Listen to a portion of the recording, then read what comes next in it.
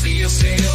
In every speech it's the villain they unveil. From racism, patriarchy they rail. Ain't known, ain't nothing, equity they prevail. Ushering in their Marxist utopias the end game. The turmoil and strife they aim to overthrow the old, establish their claim. In the vision they abolish everything. They need capitalism for the pain of clever life. These are the four goals of the woke. Embedded in actions, words they invoke. From pushing equality to Marxist dreams in the dance of power, scheme and scheme. In every move, search and the creeds. Remember, nothing's ever as it seems. So, it's true and so.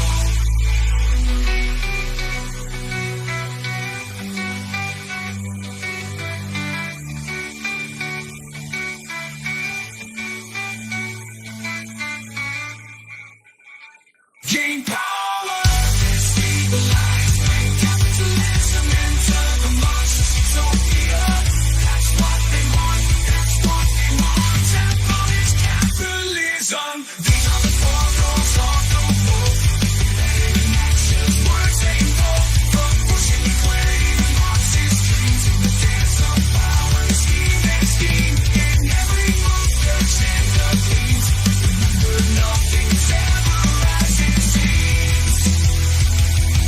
So, it's true and so.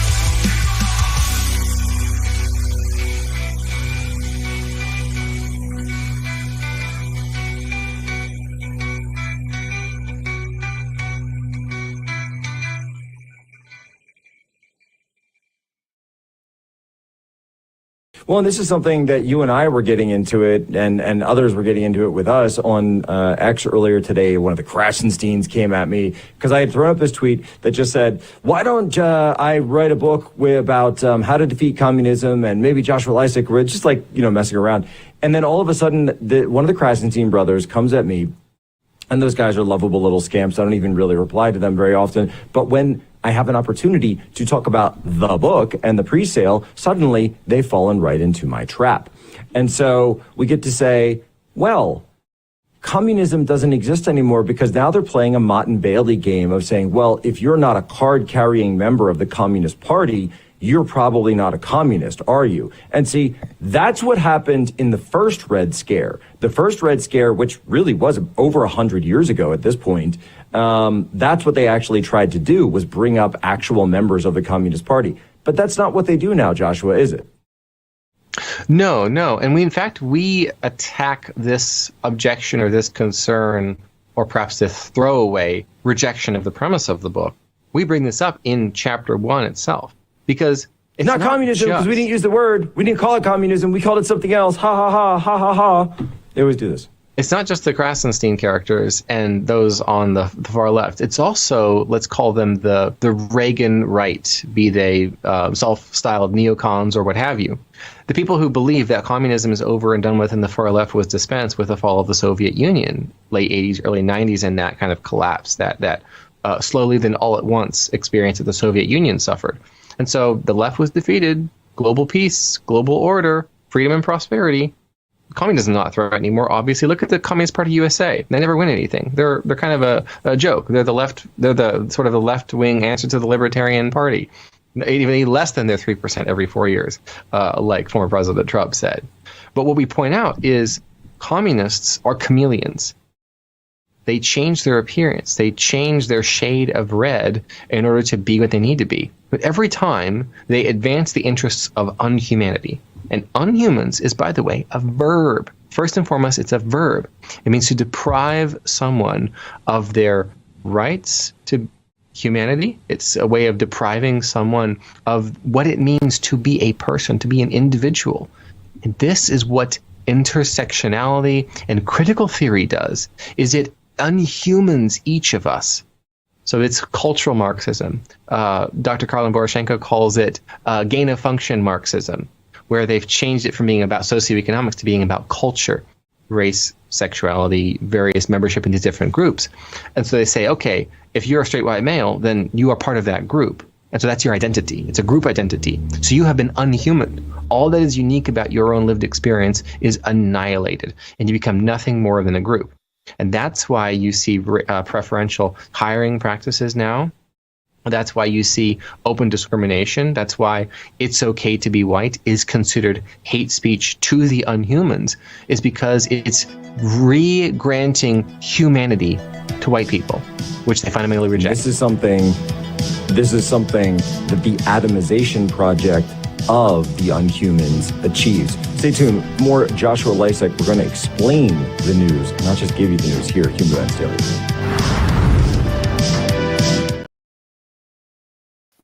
Well. Welcome to the call today, everyone. How is it going? I hope you guys are having a glorious Monday. This is a show that I stream Monday through Friday at 5 p.m. Eastern Time on YouTube, on X, the platform formerly known as Twitter, and on Rumble, where we talk about the culture war, but mostly doing deep dives into the far left because, let's be honest, they are the ones controlling the culture. And I was so thrilled today to find out that Joshua Lysek, who we did have on the channel last week, if you did not get a chance to see the interview with Joshua, he's wonderful. He is the co-author of a new book with Jack Posobiec talking about the secret history of the communist revolution and how to squash them. It's called Unhumans. I love the approach he's taken to it. I'm a little jealous of the branding because it's actually really good. But he's such a smart guy, and I was so blessed to be able to have that chat with him last week, and we definitely hope to have him back on the channel in the future.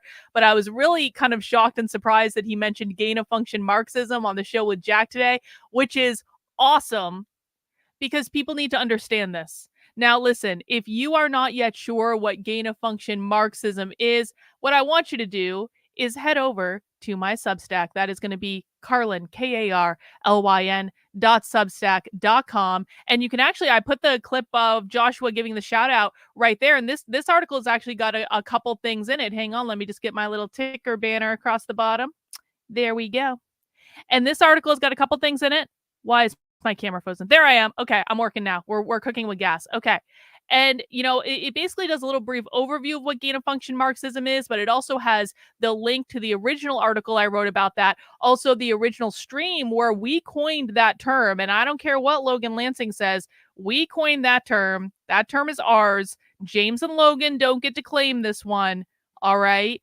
And what gain of function Marxism is, to do a too long didn't read, it's the idea that does the foundational philosophy of Marxism, Marx, Mao, Marcuse, etc., does that have an impact on today's leftist activists? Yeah, of course it does. However, there was this thing that started in basically the 90s and the 2000s where there was an evolution out of the punk scene, the punk anarchist scene from the 80s, and there was an evolution that came out of that, and it became this queer anarcho-communist subculture.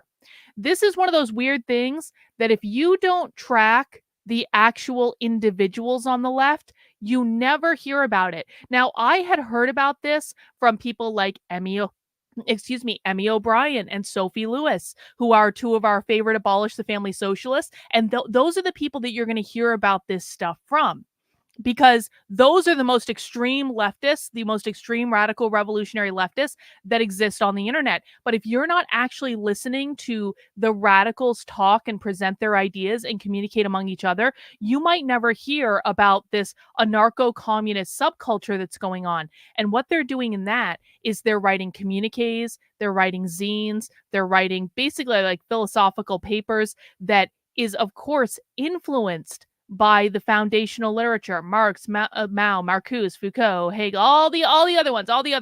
It's Gramsci, all this stuff. Okay, it's not to say it's not influenced by them. Of course it is. However, today's activists are being, I would argue, more influenced by this queer anarcho-communist subculture and the writings that are come out of that subculture, particularly the writings in the 2000s. But it did start before that, but particularly the writings in the 2000s, because if you think about it, the kids who are in college today, just graduated from college today, they were born in the 2000s. So that type of stuff, that type of writing is going to be much sexier to them to read. It's going to be one of those things where leftists exist in this insulated environment where they're only other reading like other leftists. Like really, they have whole book clubs around this. They have programs around this. But eventually you're going to want to graduate from like the foundational philosophy, which can be a little boring and dry to read. And you want to go right to the good stuff. That's what happens when you get really into something, right? And the good stuff on the left is the queer anarcho-communist subculture. And so the theory is this. What we are dealing with is not a pure strand of Marxism. It's not a pure strain.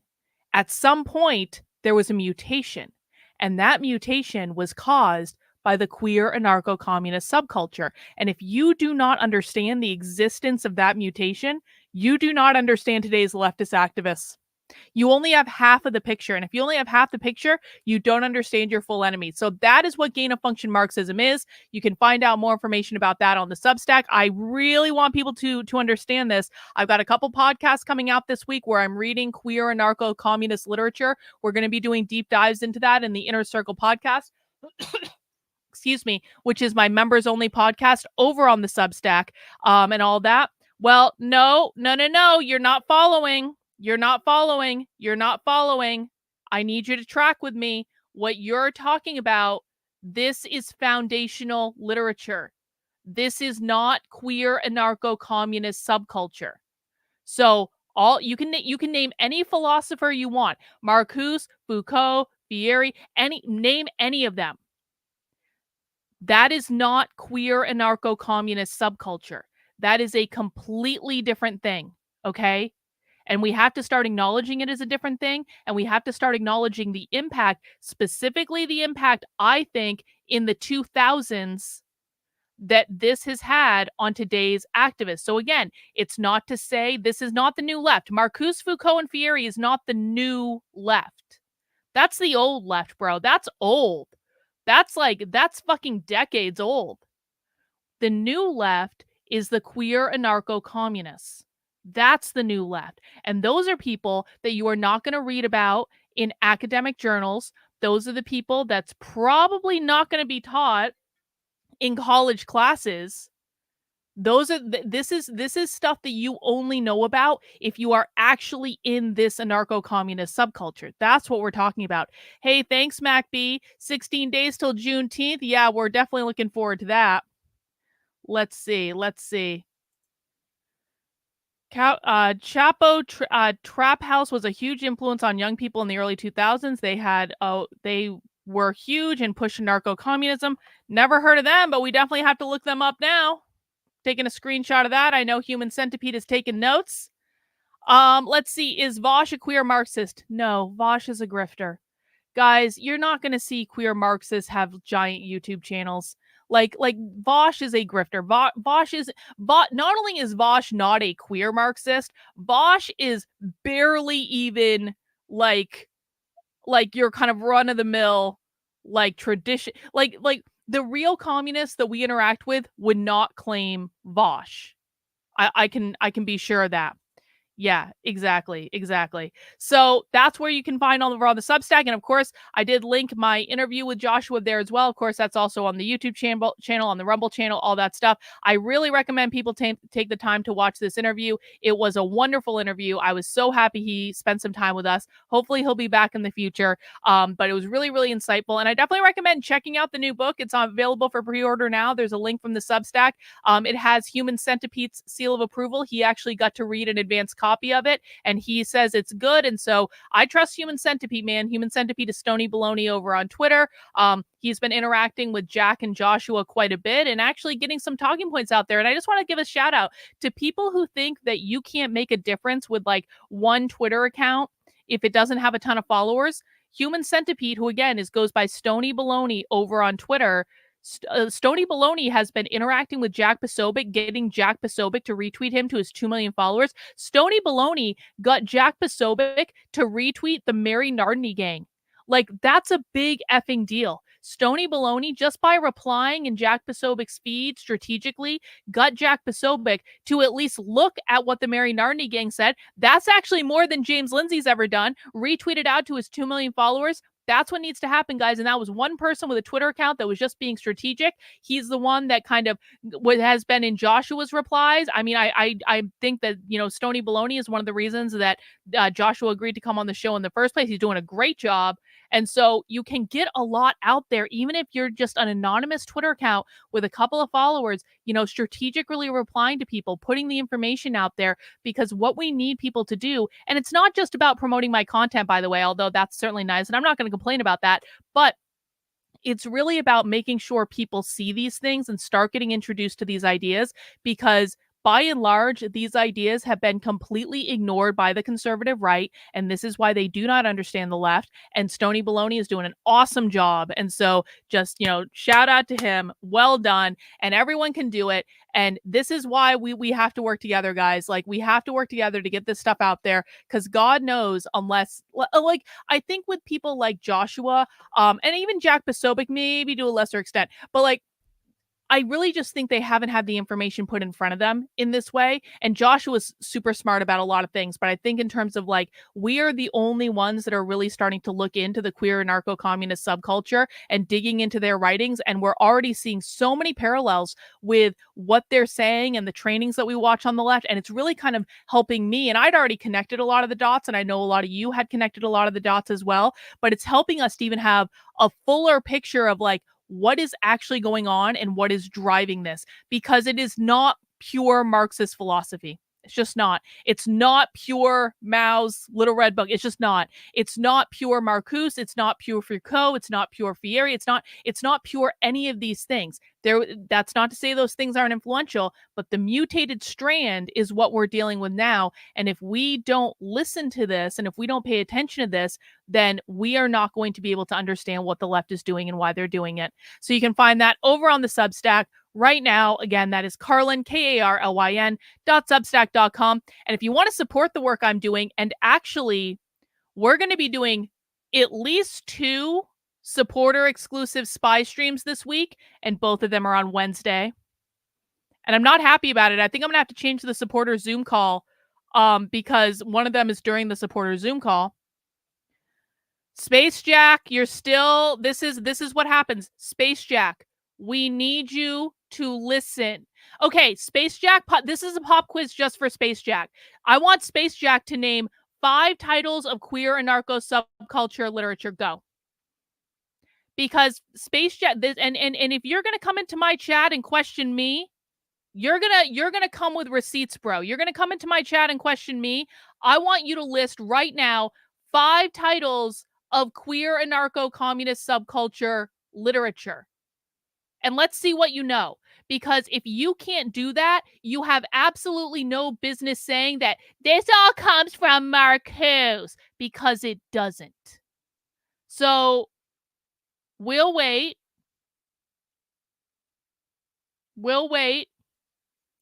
Because Space Jack, the point that I'm trying to make to you is that you are not listening to what I am saying in regards to the queer anarcho subculture literature. So I need 5 titles from you right now. I'll settle for 1. Give me 1 title. Exactly. This is the point I'm making, bro. This is the point. So what I'm going to say to you is everything that I just spent 20 minutes explaining just went right over your head because you weren't fucking listening. Because you weren't listening to what was being said. And I even stopped once to say, bro, you're not listening. I need you to tune in. I need you to listen to what's being said. And you still didn't do it. And that's why you can't answer the question. So I'm sorry. And I don't mean to put you on the spot, but this is what's going to start happening when people don't listen to what I'm saying. You have no business saying, this all comes from Marcuse. If you can't name 1 title of 1 queer anarcho-communist piece of literature, and we've been reviewing them on the channel for weeks now, you can't name 1 title, then you have no business saying where anything comes from, because you don't even know what I'm talking about. The more appropriate thing to do would be to ask questions if you don't understand. It's not to make a declarative statement that you have no business making because it is not relevant to what's being discussed. Do you understand? All right. See, Reagan knows. Queerest insurrection. Like, that's Mary Nardini gang right there. Be gay, do crime. You know, that's another one. We could name a whole bunch that we've been looking at. Anyway, we're not going to go through the whole list. What I will say, going back to what I was saying about supporter perks this week, is that when you sign up on my Substack for $8 a month, $80 a year, you get access to a variety of supporter perks. That includes 2 Zoom calls with me. One is tonight at 7 p.m. Eastern time. The other is usually on Wednesday, but I think we're going to have to postpone Wednesdays because we are doing 2 spy streams this week. And they're both on Wednesday.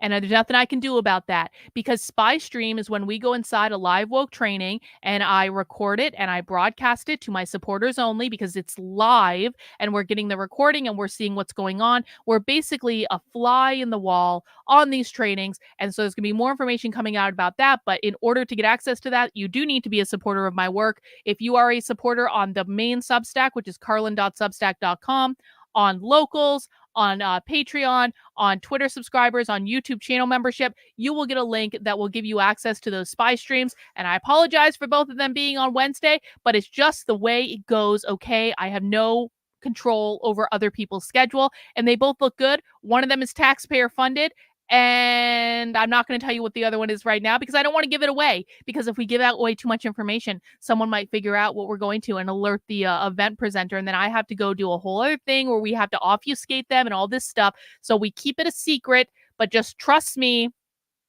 they're going to be good. They're going to be very, very, very queer because we're in Pride Month. And so they have to be. Naruto said, I saw James Lindsay drop a doozy of a podcast today. The global pagan theocracy from the UN. Yeah, I saw that. I cannot. Okay. I did see it.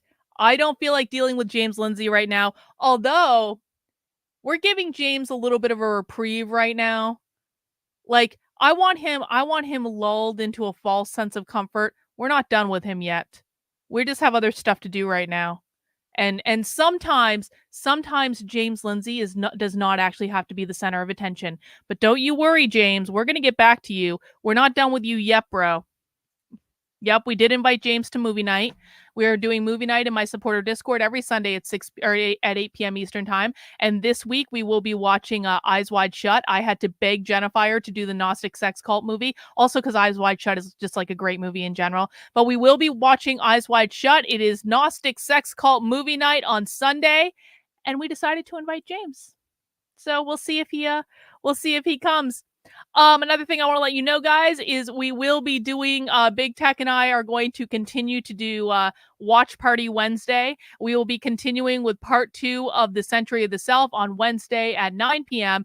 And, if you didn't enjoy the jewelry of the last one, maybe just don't come. I don't know. Like I find this documentary interesting, and I think the ideas are interesting to think about. And I think Big Tech has a different perspective that, quite frankly, we don't normally hear over on this side of the internet.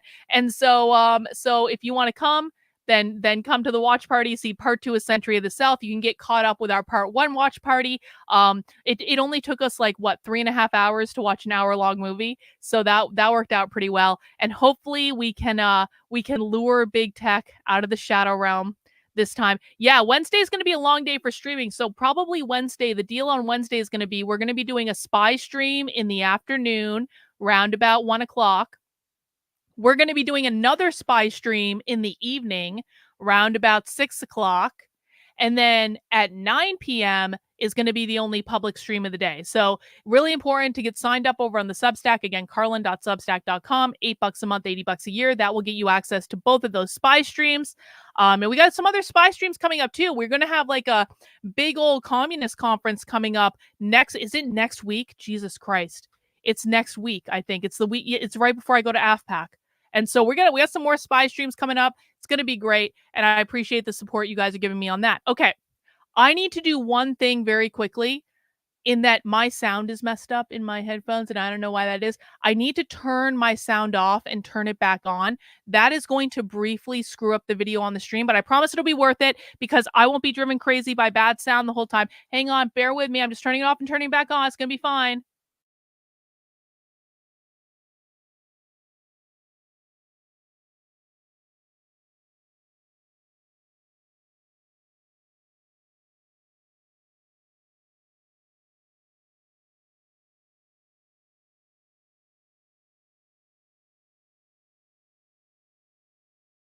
Back.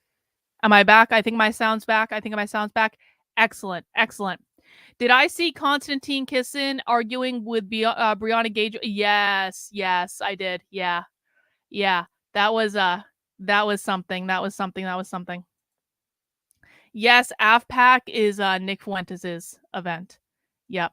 All right. So I'm actually really excited about what we're going to start today. And I don't know exactly how long this is going to take us, but it might actually take us like, several days to get through this.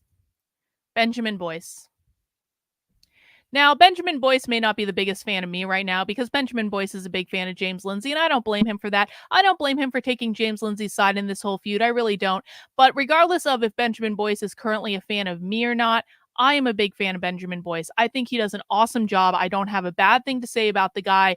It's not my fault that his super chats got spammed by people while I was taking a nap. That wasn't to shit on Benjamin. That was to shit on James. And quite frankly, Benjamin got paid money in that. And so he should have been pleased with the result either way. And so, yeah, I mean, listen, man, Benjamin can be pissed off at me and my audience all he wants. And that makes me kind of sad. I would honestly prefer that Benjamin actually listen to the receipts and see what's what. And because I actually don't think Benjamin truly buys into James Lindsay's Gnosticism idea, but they're friends. They go way back, and I'm not going to insert myself in the middle of that just because I think James Lindsay's full of shit and is lying to his audience. But I have nothing bad to say about Benjamin. And I think that really his documentary about Evergreen State College it's incredible. It truly is incredible. I mean, first off, it's incredible that he happened to be put in that situation because for those who don't know, Benjamin was actually a student at Evergreen State College when all the crazy stuff went down. Oh my God, Human Centipede. You've never seen this? You are going to love this, bro. You are going to love this. Everyone, let me know in the chat. Have you guys seen the full Benjamin Boyce documentary or haven't you seen it? Let me know in the chat who has seen it and who hasn't seen it. Now, this is a long ass documentary. Look at this. It has 87 parts and each of them are short. They're about 20 minutes long. Oh no, I don't want to do that. No, go back. Go back to the playlist. Why did it advance? Anyway, this is a long ass documentary. Now I can't even get back in because okay, great. My browser's doing something I'm not asking it to do right now. Okay. All right. This is a long ass documentary. It's got a lot of parts. There's way more than 12 parts. I feel like there are 24 parts or something like that. Hang on. Where is the full playlist? Benjamin, where is the playlist? I don't know where the playlist is. It doesn't really matter. There's a whole bunch of parts to this documentary.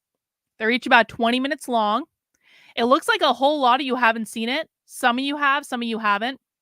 So here's the deal. I know that right now Benjamin Boyce is doing a watch party for this, and we can see this in his kind of live videos that he's been doing lately. I am not intending to step on anyone's toes. The reason that I have watched this full documentary, I've watched it at least twice, but I haven't watched it since I started doing deep dives into the radical revolutionary socialist left. I haven't watched this documentary in probably 3 years, maybe a little less, 2.5 years, something like that.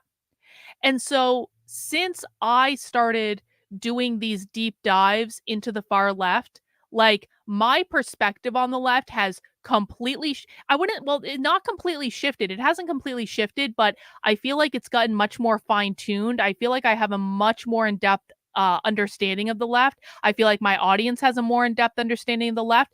And so the reason that I want to go back and watch this documentary is I want to do an analysis of it based on what we all know now from watching radical revolutionary socialist content almost every single day for literally years. Because I think that my perspective on this documentary is probably going to change just based on how much far left content I've consumed. And I think that's probably true of other people here. If you've never seen it, you'll still be able to do that analysis. What I will say is the time, this is something I've wanted to do for a while, and I didn't intend it to time it at the same time that Benjamin Boyce is doing a watch party of his own documentary. And so what I will say is, like, I'm truly not meaning to step on anyone's toes. I think Benjamin's audience is going to love his point of view on the documentary. He's going to be able to give, like, behind the scenes stuff, talk about his perspective. And I think his analysis of it and his review of it is going to be excellent. And so I don't want to discourage anyone from taking advantage of the content that Benjamin's creating.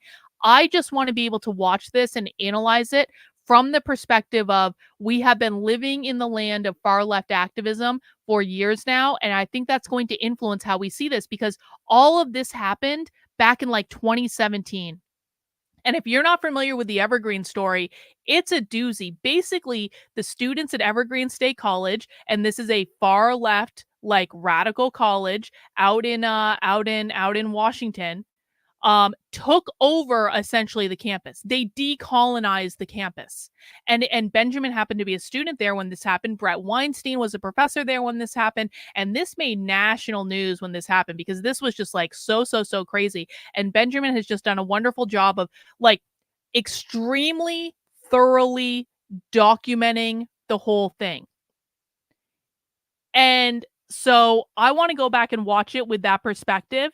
And so that's what we're going to be doing. And I'm going to encourage everyone, especially the people well, yes, exactly like what the college students are doing today, except they did it way back in the day. So this is like the original college takeover, and we are so lucky that Benjamin did such a good job at documenting the entire thing while he was a student there, and we're even more lucky that he put together this documentary for all of us. And so we're really going to kind of get that bird's eye view of what kind of like the original college decolonizers were doing way before what we're seeing on college campuses now. And so I think it's going to be really informative, and I want to look at it from that perspective of doing that type of analysis of it. I anticipate that we will be doing this for several days, because I would actually like to watch the whole thing. And I don't know, he might have even added more parts to it since the last time I visited this. But again, I want to encourage everyone to support Benjamin and his channel and support his work. I think he's wonderful. I think he does a great job. Please overlook the fact that James Lindsay is like his BFF, because they go back a long time, and I don't blame Benjamin for that, okay? I don't blame Benjamin for thinking that we're trolling his chat when we have legitimate grievances that no one seems to be able to actually answer our legitimate grievances, because no one cares about the legitimate grievances because they don't fucking listen to the left like we do. That's all fine. I don't want to shit on Benjamin. I don't want anyone else to shit on him either. And if you guys want Benjamin's perspective on this, he is doing a watch party series, I guess, on his channel now. And I would encourage everyone to avail themselves of that content, because Benjamin is going to have a much different perspective on this than I am. And I want to make sure that that's clear. Okay. Well, he seemed to enjoy the trolling of James. I don't think that Benjamin buys into the Gnosticism bullshit. I don't think he does. I could be wrong. I haven't spoken to him in a while or anything. Anyway. So that's what we're going to be doing today, guys. Please mouth the like button. We are going to be getting started with the complete Evergreen story. As a reminder, mounting the like button lets YouTube know to actually recommend my content to other people, which I would greatly appreciate. Also, make sure you are subscribed. People get unsubscribed from my channel literally every single day of my life. So please double check. Make sure you are subscribed on YouTube. Also, please make sure you're subscribed on Rumble. It's rumble.com/Carlyn, Karlyn. That's where you'll find my Rumble channel. Please make sure you're subscribed to both, just in case anything ever happens. You never know. If I keep doing streams with big tech, like, you never know how long I'm going to have a YouTube channel, all right? Bot, you pegged it gently. Well, it's always nice to be gentle, okay? It's always nice to be gentle. All right, let's get started, guys. Here we go. Got to get the sound set up. And we are digging into the complete Evergreen story, episode 1.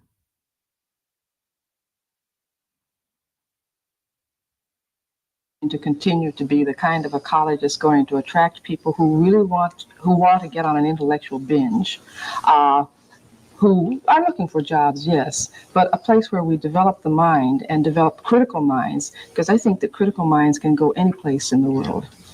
Carol, thank you. The Evergreen State College is a small liberal arts college located in southwestern Washington. Founded in 1967, its doors opening in 1971, it was set up with the express purpose of providing an alternative form of education to the public. Evergreen's experimental form of education did away with letter grades, instead providing students with in-depth feedback. Did away with letter grades.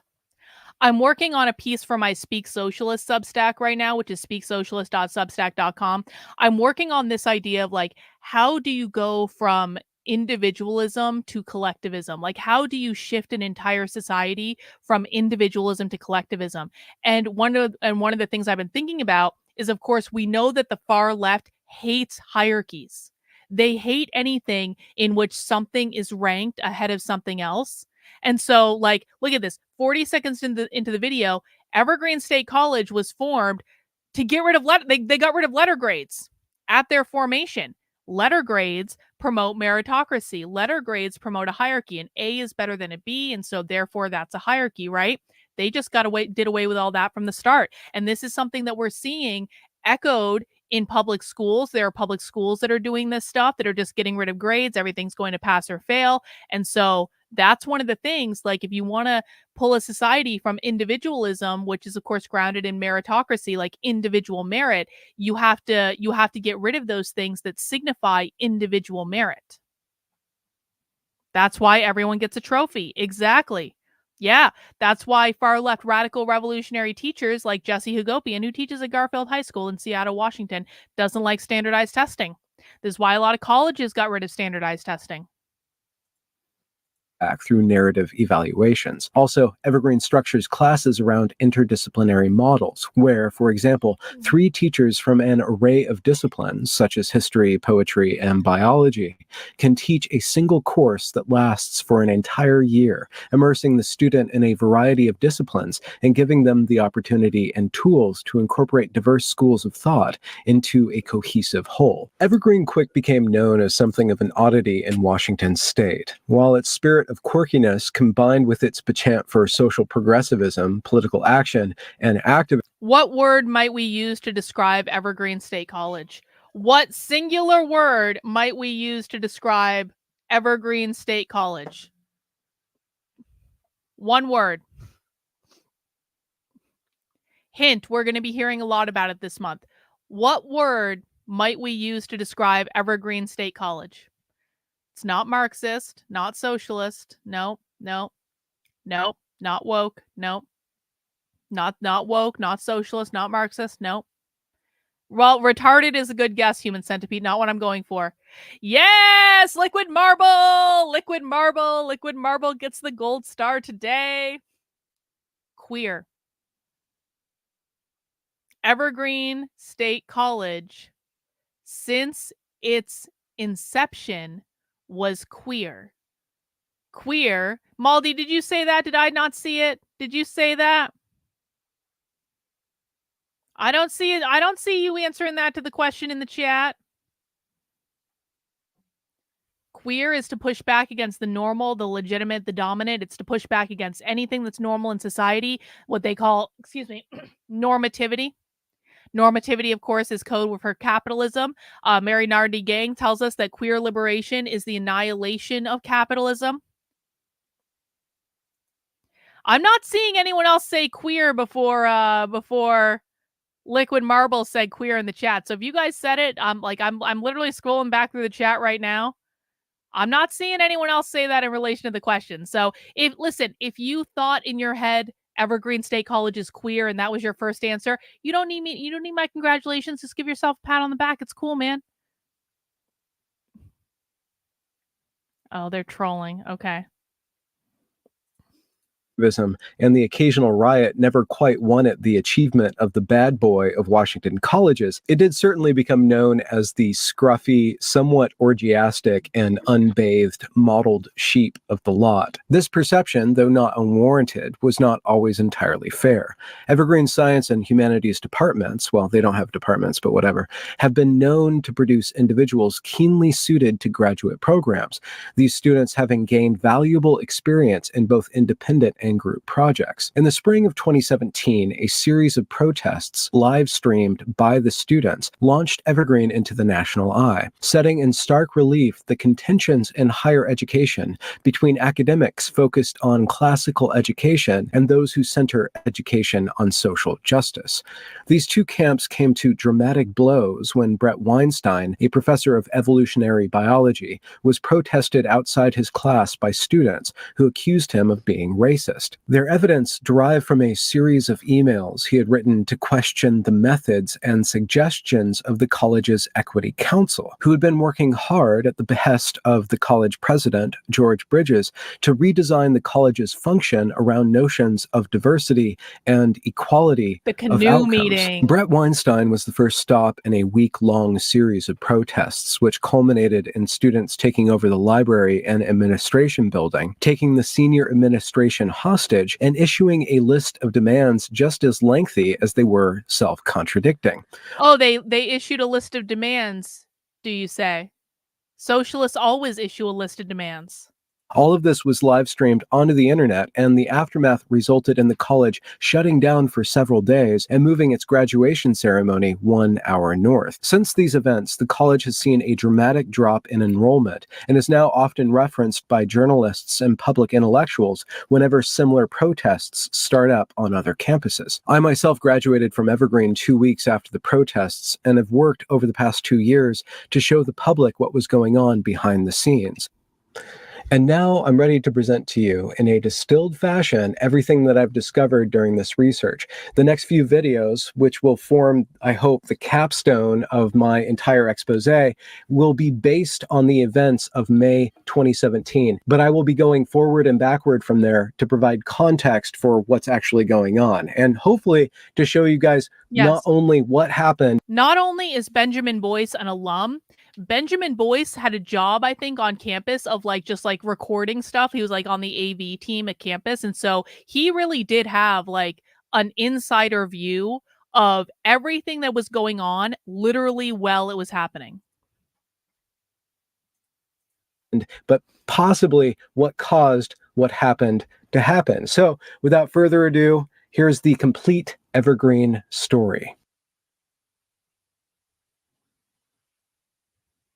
When did this trouble start for you? I mean, throughout the year, it was pretty consistent, but it got really bad once I made that Facebook post. I was reading on Facebook, and it said, "Hey, people of color students, we are trying to have a class that's mainly people of color, brown and black, called MediaWorks." And what I did, with the help of a friend, was take the exact same post and just switch the race in it and the class in it, just to show that if you can say this about, this race, why can't you say it about this race? And so we put white instead, and then uploaded it, and then 300 something comments later that the entire school was not happy. I had people saying that I was a fragile white boy, and then I had others saying that I was a person of color that just wants to be white, and I don't act like people of color should. And then there was one event when I was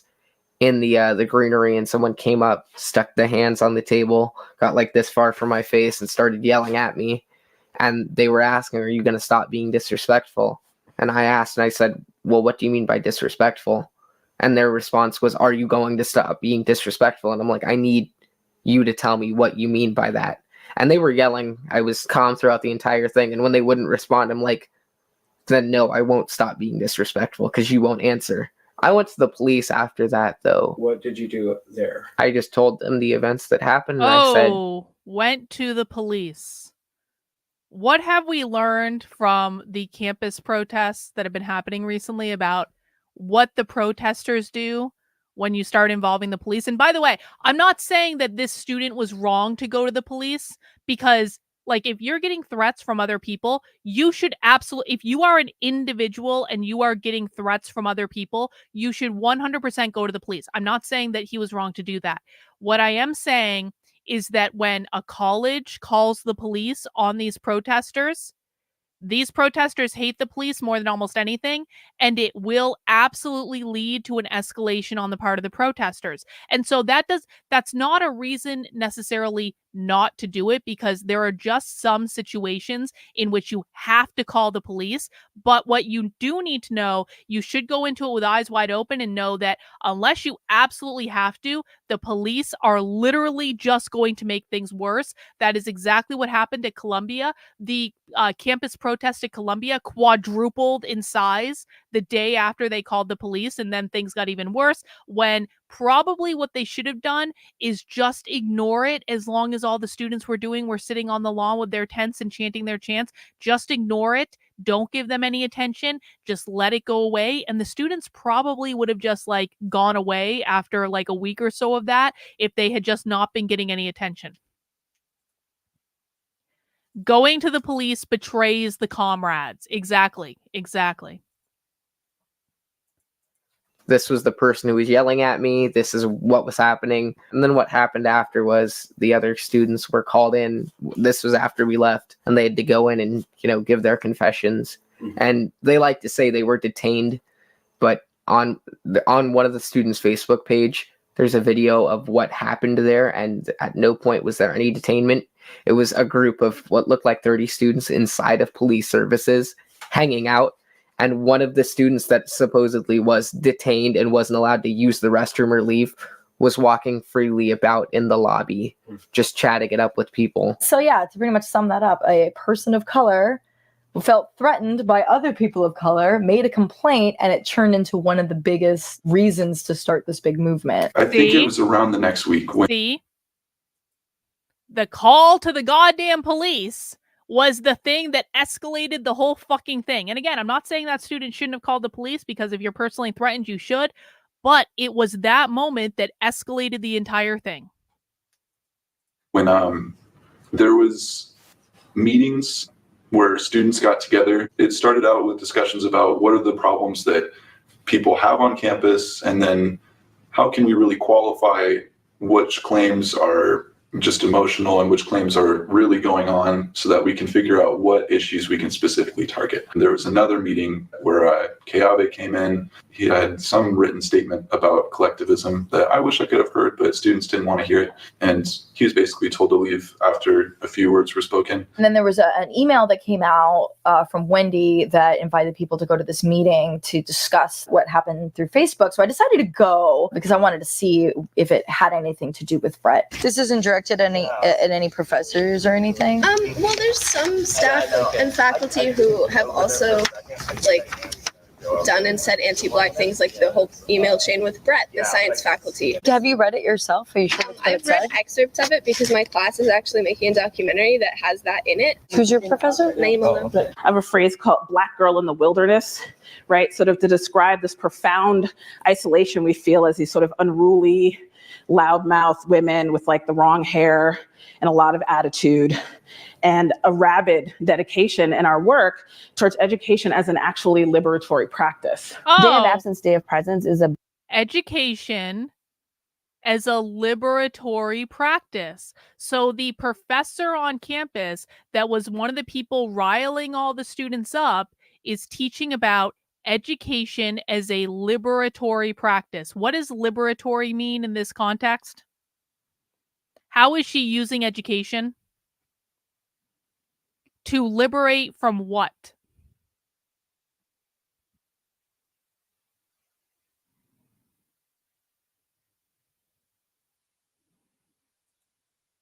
Liberatory means to be liberated from capitalism, indoctrination into socialism. It is the revolution of capitalism, liberation from capitalism. She's a revolutionary. She's a radical revolutionary socialist. Liberate from capitalism. If you guys hear someone say liberatory, then you are almost certainly, and they're saying it like unironically, you are almost certainly dealing with someone who wants to liberate from capitalism, the revolution against capitalism. It is always about capitalism. Yep. Education, and she was educating them in socialism. About discussing issues around inclusivity, around equity, around gender diversity, around sexual diversity, around religious diversity. So inevitably every year, at least one person will ask, well, why are we asking people who identify as white to meet here and people who identify as people of color to meet here? And the reason for that is actually pretty simple. It's because people of color and white people experience racism differently, and they're really different conversations.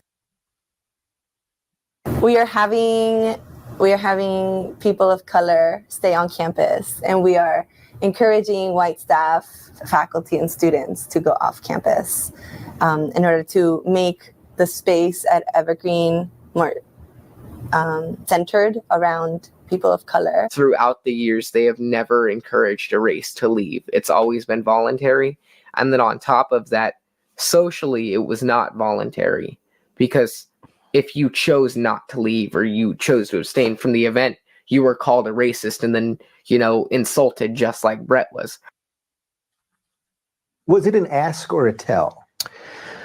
Because I think that's Let's important. be very careful about this. Yeah. There was no implication that white people would not be allowed on campus. Okay.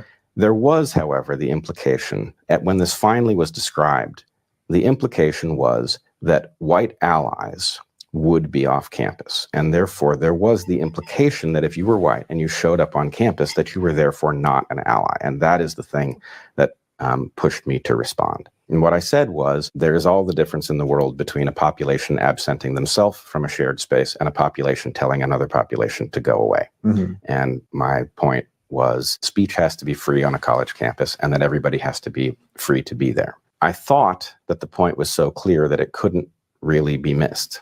And I was shocked at how far off the mark the response was.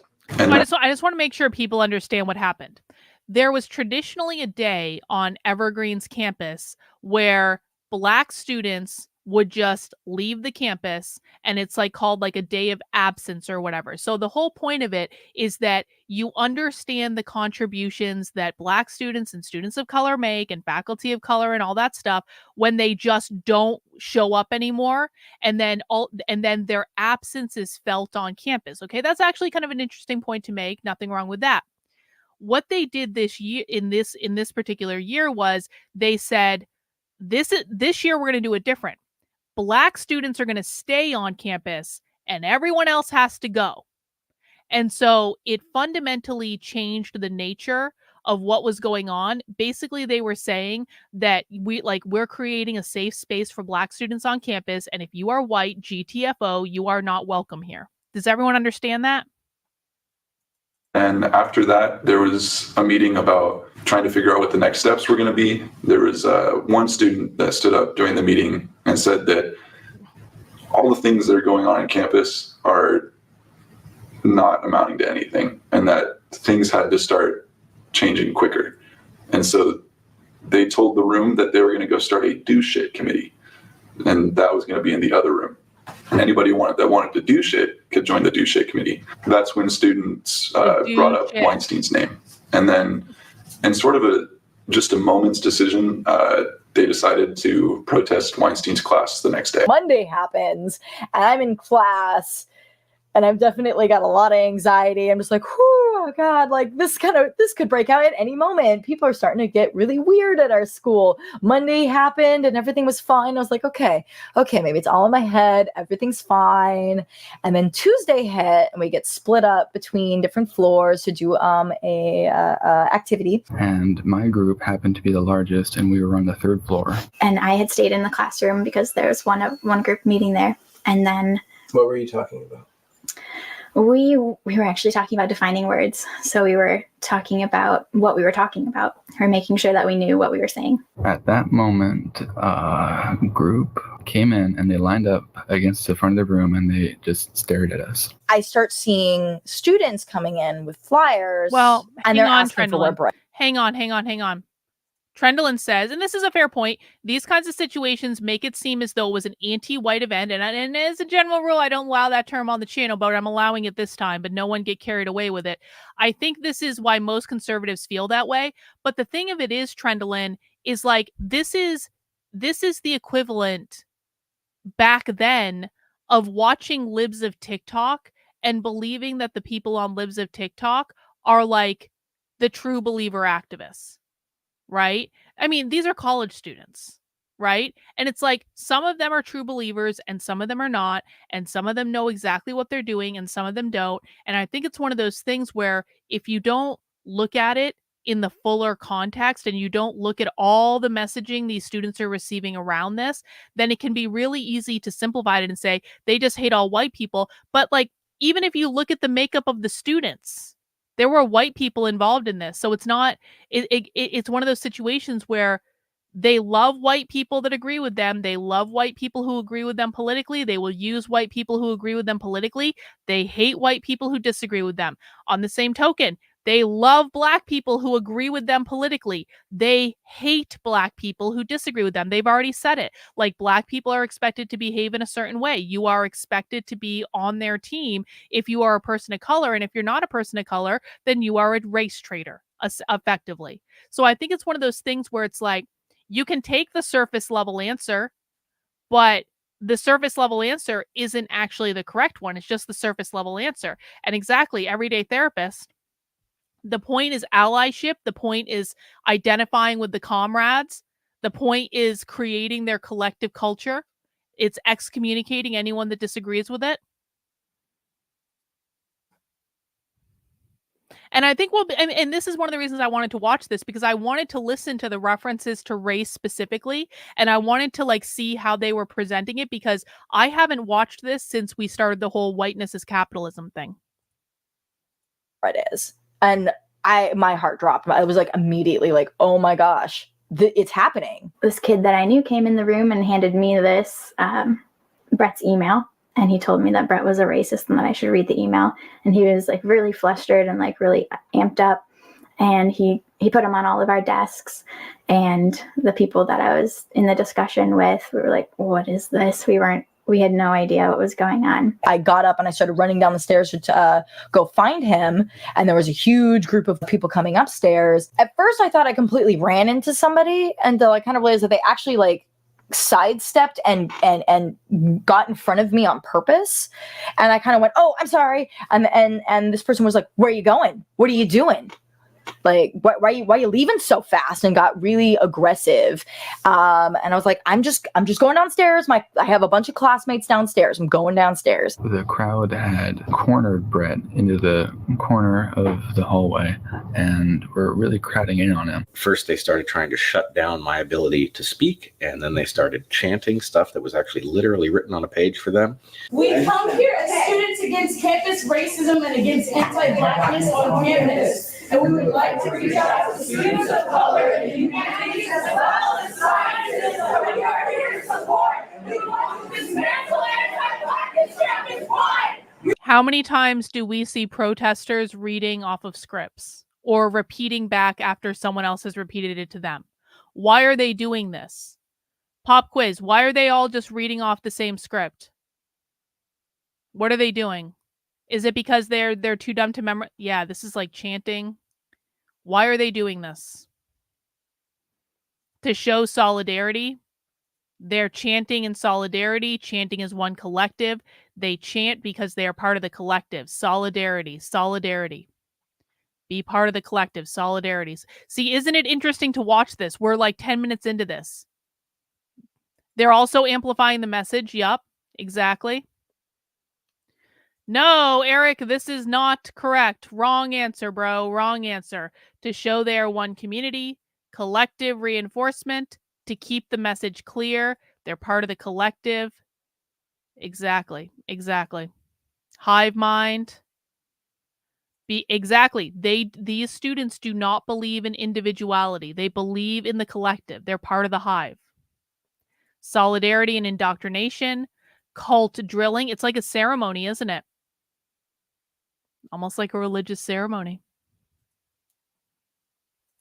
We want to give some sense of solidarity and provide safety and Will you listen to me? Yeah. Okay. No, not me. Please. No, I would decide so. Go! Okay.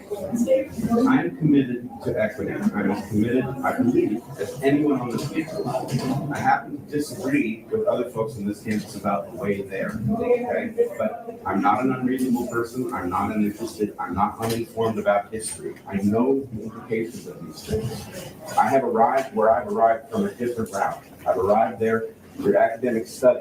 I know why racism happens. We live racism. We don't have to study it to understand it. We live it. And the issue is you think scientific proves everything. What about all the racist scientific theories that have about black progress? Explain that. No. It is not your reason. You're going to listen. You asked me a question. I would like to answer. Hey, hey! Ho, ho! Red, white, tears, happy, ho! Hey, hey! Ho, ho! Red, white, tears, happy, ho! And in class, we had talked a lot about when someone is the target of a witch hunt, they're put into this cartoon form. And then that is the narrative that they build up of this person. It doesn't matter anymore who they are or what they are. But this cartoon is used to the advantage of whoever is hunting the witches. And it's basically more of a strategic move than anything about this person. So Brett was trying to reason with the students and let them know that he wasn't this cartoon that maybe they had been taught he was, and kind of, well, yeah, just explain himself. And they weren't having it at all.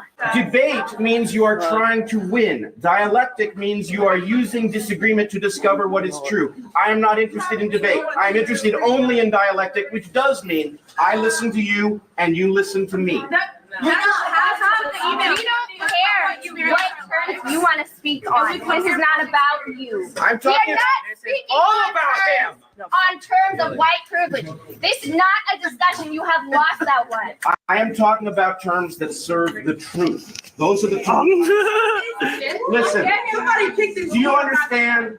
History could pivot in this hallway right now. If oh my God. Listen to me. Yes, I know.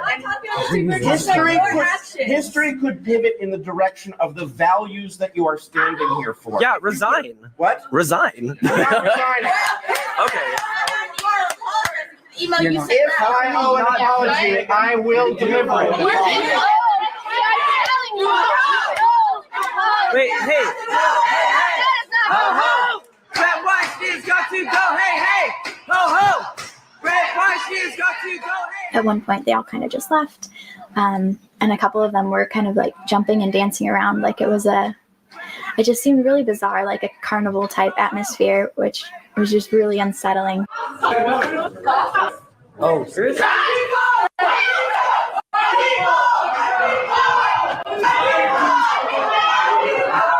You don't block me. Out of my way. Out of my way now. Radio Evergreen 1, send backup from county immediately. Okay, so then the campus police showed up and the students were like blocking the police essentially. That's the end of episode 1. Let's continue right into episode 2.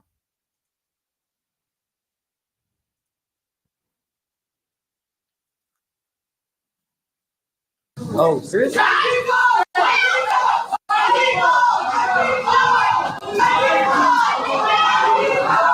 You don't block me. Out of my way. Did you hear them calling white people, white people, white people? White people were expected to be the shields that were the first in line against the police.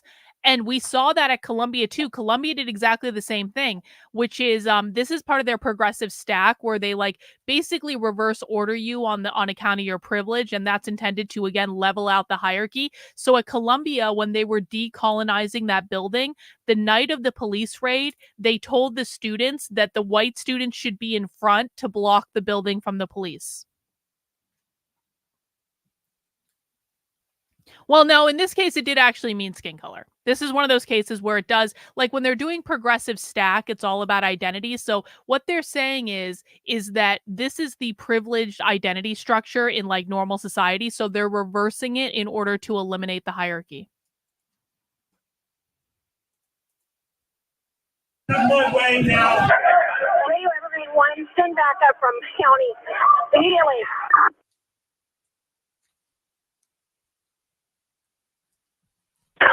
We are in M2, the D building. But the reason they do this, and this is important, the reason they do this is because they believe that white people are disproportionately benefited from systemic racism. The root cause of systemic racism is not actually skin color, it's capitalism, which is defined as private property ownership. The system in systemic racism is capitalism. That is the system that needs to be abolished in order to eliminate racism. So when they're saying white people have to be in front, that is a response to disparities created by systemic racism. And so if we follow it all back, the root cause is still capitalism. Does that make sense to everyone? Do people understand why that is? Because capitalism, private property ownership, created slavery, the ownership of Black people as private property by white people. Slavery, in turn, created systemic racism, which is disparities based on race as a result of the private property ownership of people. And their solution to the problem of systemic racism is the abolition of capitalism. So it always comes back to capitalism. No matter which way you slice it, it always does come back to capitalism. But sometimes we need to like think through, okay, how did they go from A to B to Z and all that stuff? We will need the responding units out by the front loop. We have several students that are blocking the door. We have information that there's a statute member that's being held in there. That's right. We don't need to talk to you. We don't need to talk to you. No, don't say shit. We don't need to talk to you. On the other side. Radio Evergreen 6. Here's some of the group is starting to disperse and is heading towards the red square. Copy that. County units are en route and should be to just a few minutes. They actually called the square at Evergreen Red Square. Like, really think about that. For Brett Weinstein, so we can ascertain his safety. The students have moved towards Red Square at this point. When Thurston County arrives, just have them stand down at the bus loop for right now until we have a better idea of what we've got going on here. Copy that. You know, like, I like the energy, but we need to have like a strategy and a message before we just show up places, or else everything can get fragmented. But if people are down to debrief and talk about what just happened, where can we go?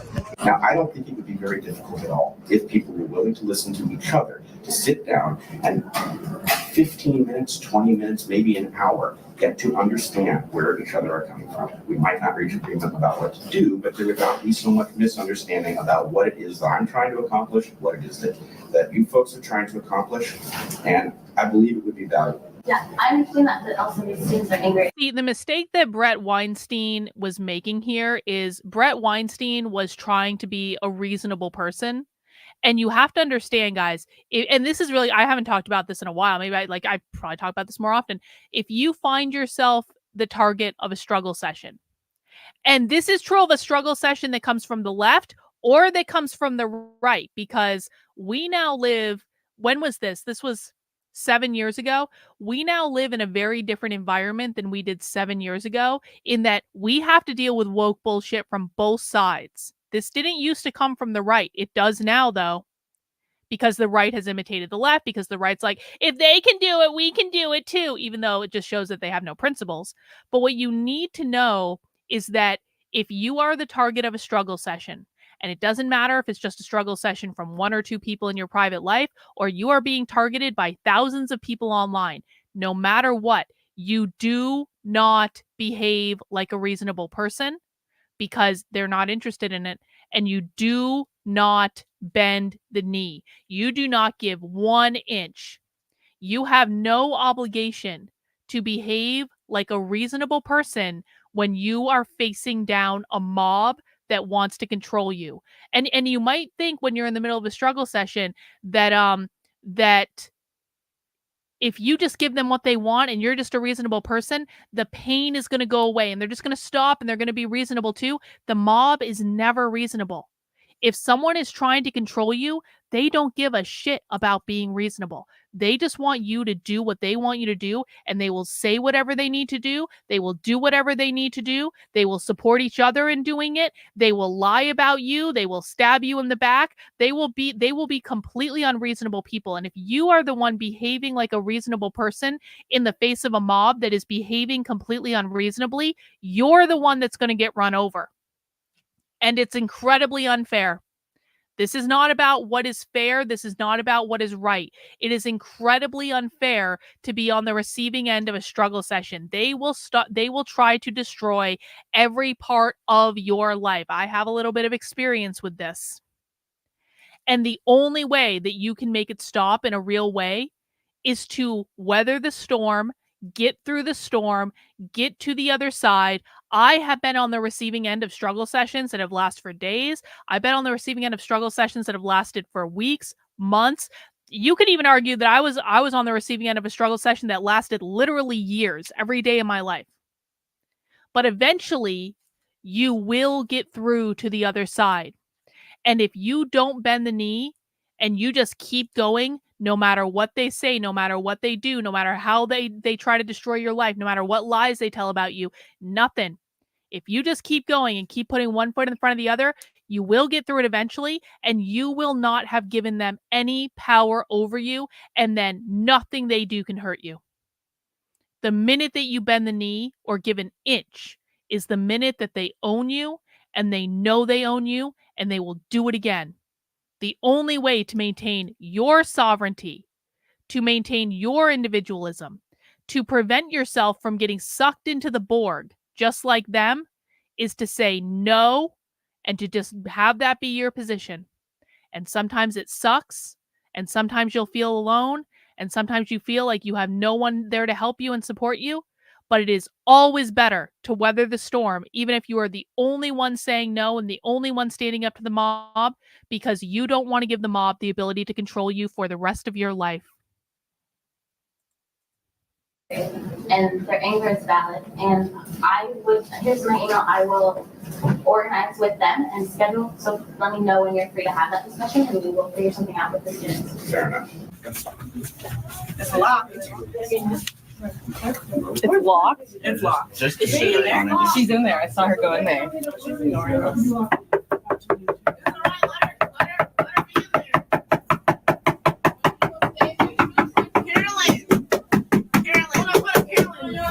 Yeah. You don't need to do that. You're black. Let the white people do that. You can tell white people. Can you tell him why we're concerned? White people speak. You can talk to him. Yo, white people to the front. I think it's important that all administration are in the same place so that they can no longer lie and hold themselves all accountable at the same place at the same time with all these cameras. So I would like Stacey Brown. Damn right. On uniform. On uniform. Yeah. On uniform right now. Without the taser, she don't need none of that. Why the fuck? We're not gonna hit her or nothing. We're people that have. So Stacey Brown, I don't know if they've said this, Stacey Brown was the chief of police. And so now, because the campus police sent the police officer to see what the students were doing with Brett, now the students are demanding that the chief of police, Stacey, be fired. Which of course they were always going to demand anyway. Even if nothing had happened with Brett Weinstein, it was always going to come back to this demand. Do you guys see that? It didn't matter what happened with Brett. They were always going to target the police because the police are like their number one enemy. We have no guns up in this place because supposedly this is a weapon-free zone. So if you're going to invite your cops, please let them leave their weapons here. Because where do we have a weapon on us? Exactly. Where? We don't have pocket knives. We don't have guns. We don't have anything. So Y'all do it on bias. Y'all expect us to have weapons. I want to listen. I can't promise you I'm going to get it. And they're specifically saying that if the police chief comes, then she is not to bring any of her weapons with her. because they really do believe that if they are around the police and the police have weapons, then they will literally die. Can everybody dial Evergreen's number and make calls to the campus police office to get Stacey Brown here? Yeah. Some people stay recording though. We all recording. We recording. 867-67. Look at her. Look where you going. Where you going, sis? Wendy. Okay, so Wendy. Evergreen Police? Yeah, is Stacey Brown there? The chief of police is in a meeting. Can I help you? Yeah, she needs to come to the library right now. For what? She just needs to be here. For what? She needs to come to the library. For what reason? What's going on? Hi, can you bring Stacey Brown into the library? For what reason do you need my chief to come to the library?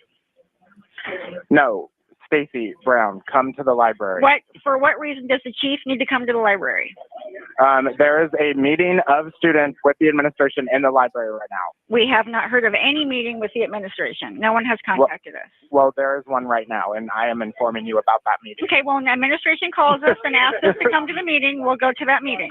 Okay, we called Stacey Brown, right? That's the roach's name? Okay. She refuses to come, hung up on us, so let's do what we need to with that information. So what if we had a real emergency and they just won't help us? Like, Right. what about? Do we have to be white for you to help? Be safe here on campus if we can't even get help from like people who are supposed to protect us. That sounds like another They option. fear from us. They fear of us trying to mace us in the Did you hear the students say, "Do we have to be white for you to get us help?" Why did the students say that? The student said, "Do we have to be white to get help from the police?" Why did the student say that? Pop quiz. Why would the student believe that you have to be white to get help from the police?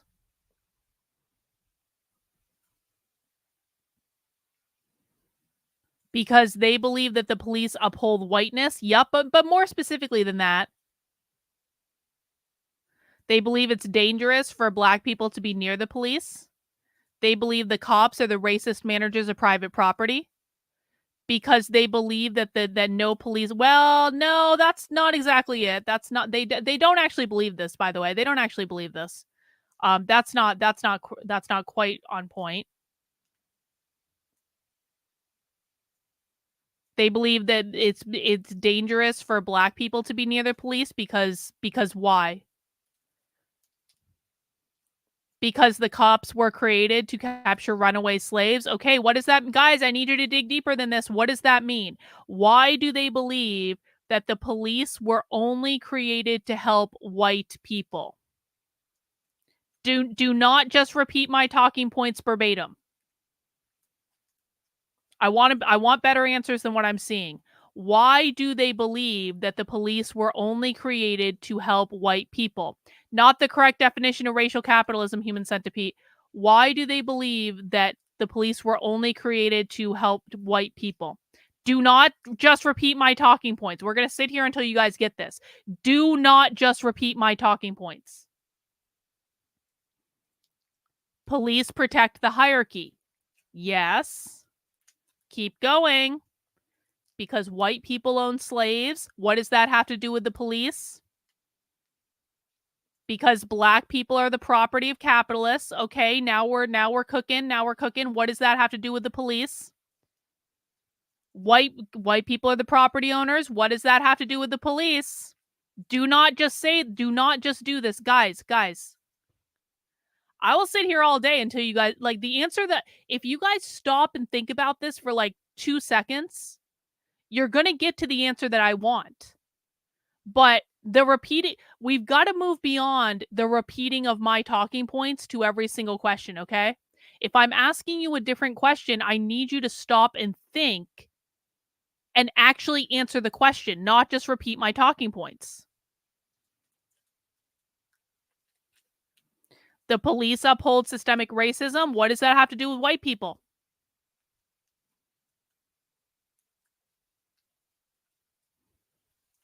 I'm still not seeing the answer. Why do the students believe that the police are only going to help white people?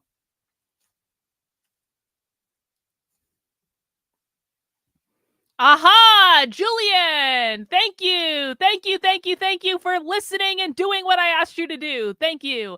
The police helped white slave owners to keep their colored private property, i.e. slaves. The students believe that the police will only help white people because they believe the police were created specifically to protect the private property of white people, in this case, black slaves. Does everyone understand? This is the answer I wanted. I didn't want anything about capitalism. I didn't want police are the managers of private property. I didn't want any of that. You could say in this case the police only protect the capitalists. Yep.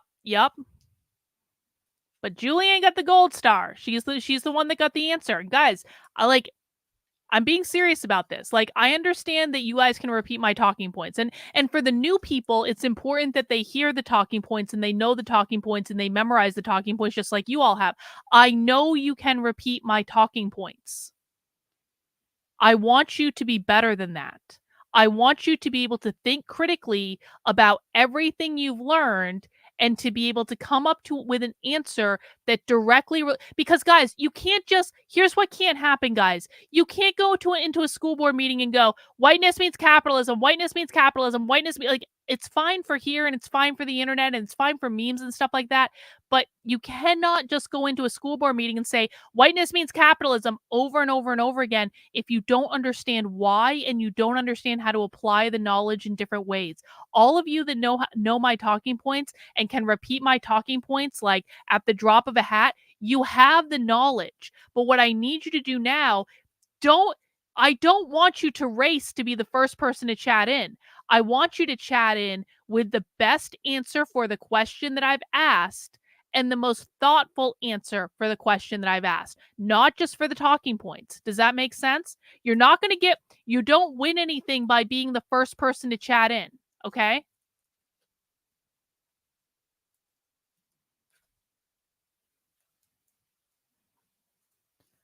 So they are sending the message that the authority figures, police administration, see them as slaves, and that's proof in how the police respond to their request for assistance. Yeah, that's a really good analysis, Kyle. Exactly.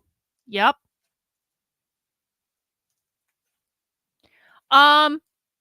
You'll learn Orthodox more. You'll learn. Don't worry.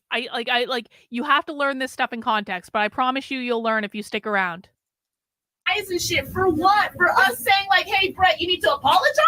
For what fucking white guy? Is there any black folks that need water in here? Community love! Community love! This is a public institution, so our parents and our grandparents and our community members, they're paying taxes right now. And when our parents are calling... Every time they say community love, they may as well be saying solidarity. Addressing issues, saying there are racist situations or confrontations going on campus, and you guys are deliberately saying this is not happening right now. When you have a good 200 people standing in a room, you're still telling parents and community that this is not happening. So I don't understand that you need to do something at this moment so that our parents can get through to understand to you. Community love! Community love! Community love! We have a room. Do you want to stay here? Or do you want to go to the room 4300 upstairs? Go to that room. White people in front and in back. She said, white people protect students of color. Specific concerns, and we talk about specific solutions. And I know you're angry, I know you're frustrated, I know you're pissed off. And I will tell you right now, we can't change the institution without your help, and this is help. Do you care about our safety? Do you?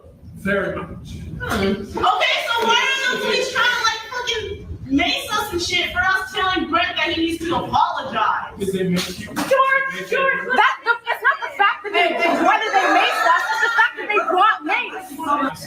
You have the authority to change the outcomes of that proceeding. And the Attorney General of the state of Washington said no.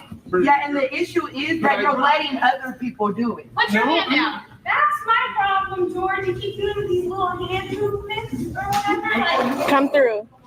This is not a show. Yeah. And I'm gonna decolonize the space. I'll just be rolling around. She said, I'm going to decolonize the space. So you got here, the president of the university is trying to maintain some semblance of order. He's doing it extremely ineffectively. He's pretending he knows what the fuck he's talking about when he doesn't. But because he's doing these hand movements, the students are offended that he's doing the hand movements. And so he's a white man in a position of power, president of the university. Whiteness is about who owns the power structure. And so then you get a black student coming in saying, George, stop doing those things with your hands, and I'm just going to roam around this space to decolonize the space. Decolonize, of course, means remove the oppressive force of capitalism. It doesn't always have to do with just land. You can decolonize a space. You can decolonize a curriculum. It's like injecting equity into the situation.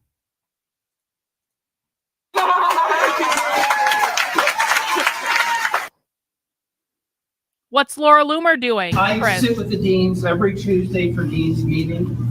When there is a discussion about something that's happening within a program, their focus is student success. It is. I mean, you may not believe it, but that's the main thing. Okay. No, I'm talking about white students or colored students. We're talking about all students. This is also. You're oppressing students that are paid to be here. So how are faculty more important than students? And we're not talking about white students right now. We're talking about students of color and how you're going to help accommodate to us. We're not talking about all students neither. We're talking about specifically students of color. Right, because and I believe me, you guys have a big demographic of being a predominantly white school, and there's no doubt that you guys do make things accessible and good for white students. But that's the issue, is you're leaving out too many of us that deserve it too. Yeah.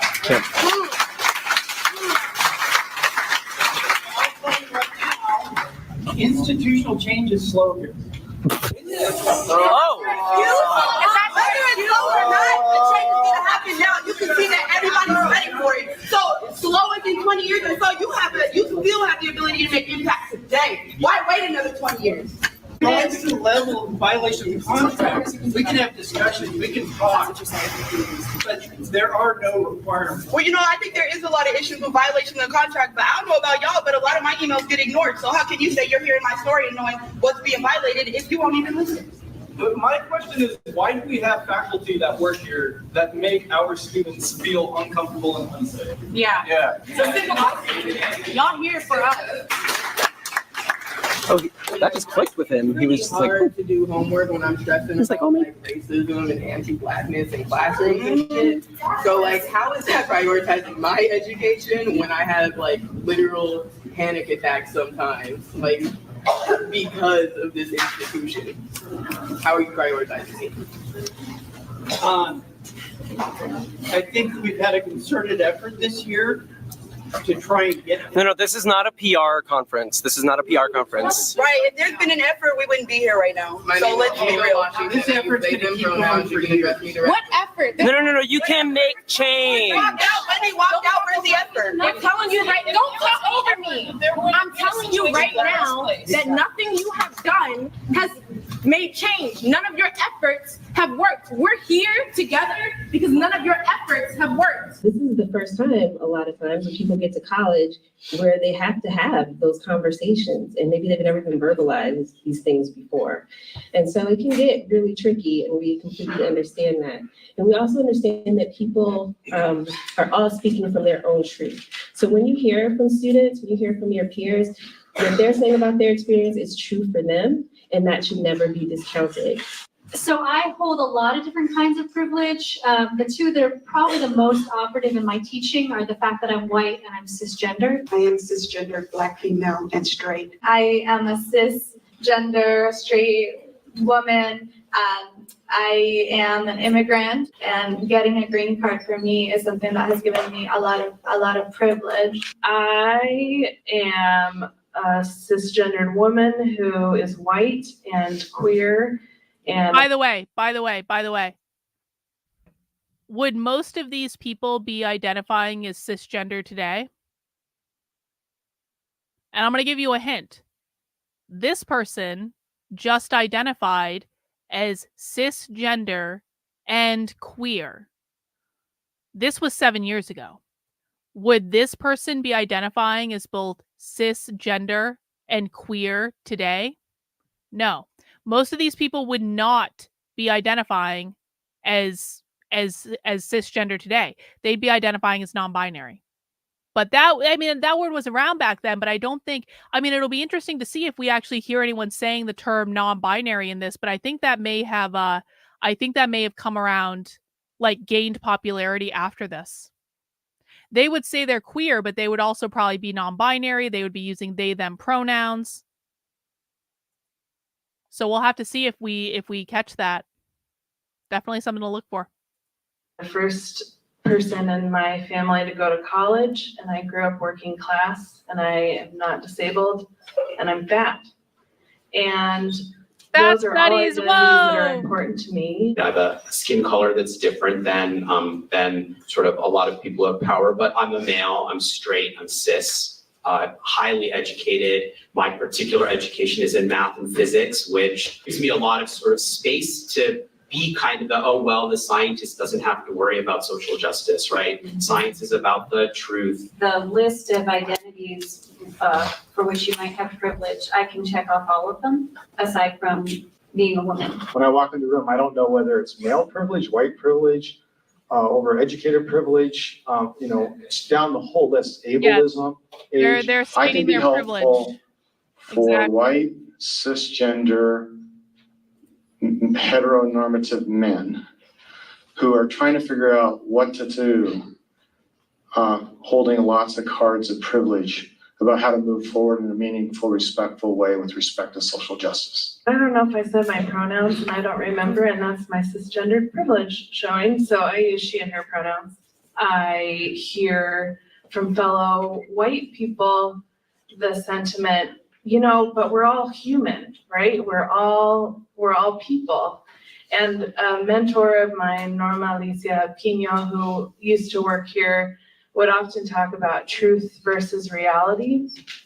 And the fact that it is true that all of us are human. Some of us may also identify as unicorns, but all of us are human.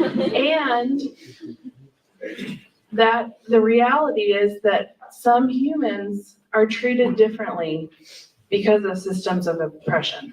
So I want you to work with the person next to you and talk. Oh no, Nick Fuentes is fighting with Laura Loomer. Oh no, it's over. It's so over. About what is the truth in that statement.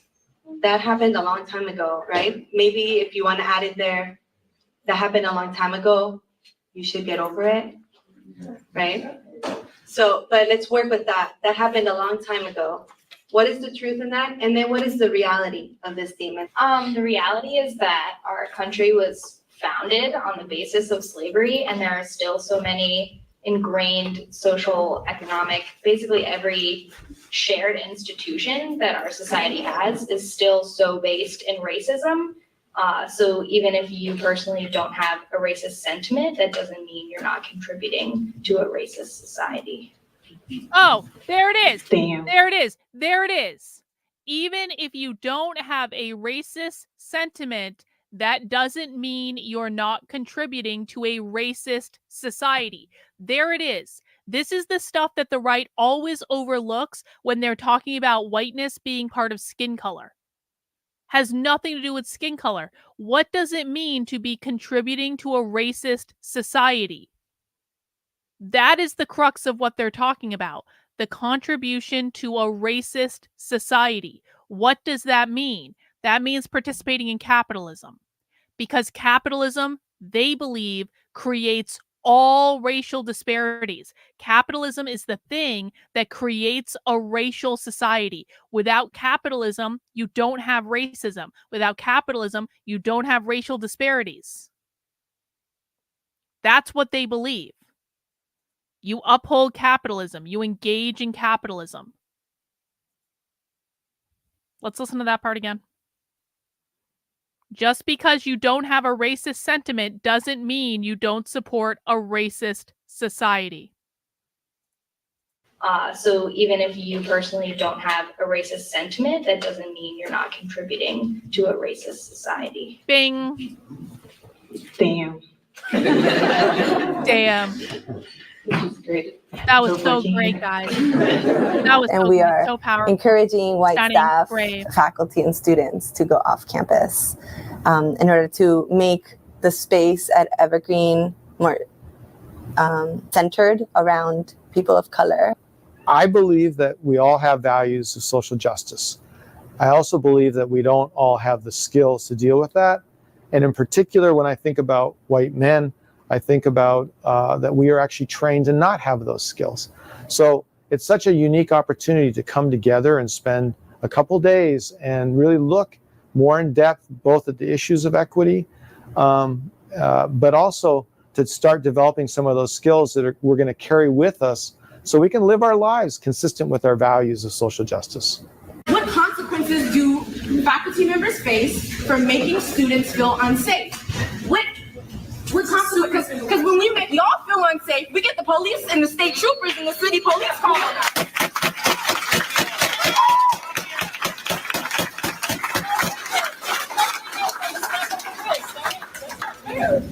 So it's a process of changing faculty's culture. I'm asking, what are you doing? What are we doing right now? What consequences are you going to put on these faculty? Right now, on the faculty currently, we're trying to develop a teaching and learning center to give them professional development. So no consequences, a center, you're going to build a center. So they don't get fired? No, they can't be fired. What do you mean, fired? What do you mean? For saying the N-word in class, referring to women as whores, they don't get any consequences but a little workshop? What do you mean? Right, and isn't our money paying for that workshop? You don't care about Yeah. No. It's all over. No. No. All right. That is the end of part 2. Let's see.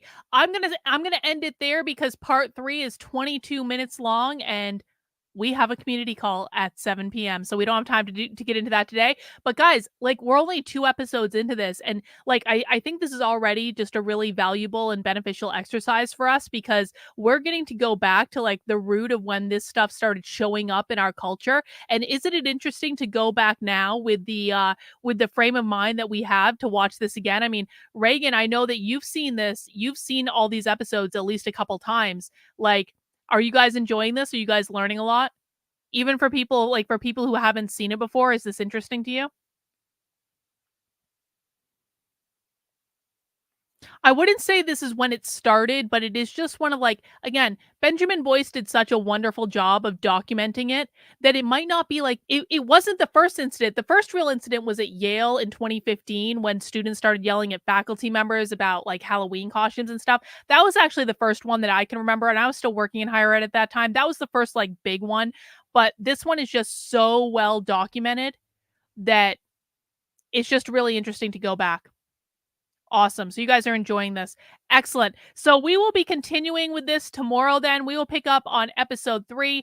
And again, guys, I do want to emphasize, I know that Benjamin Boyce is doing a watch party of this on his own channel. It was not my intention to overlap with that.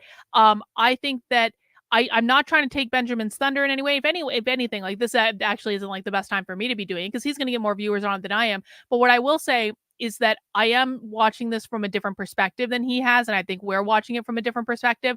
I would also encourage you, if you appreciate what Benjamin is doing, please make sure you go subscribe to his channel. Go watch his watch party because he's going to have very different insights into this, being actually, there and someone that was part of it. So I really just appreciate his work on this. I'm looking forward to digging more into episode 3. All right, programming note. Big Tech has just DM'd me and said to me, I can't do Wednesday. How about we do Thursday? And I said, fine.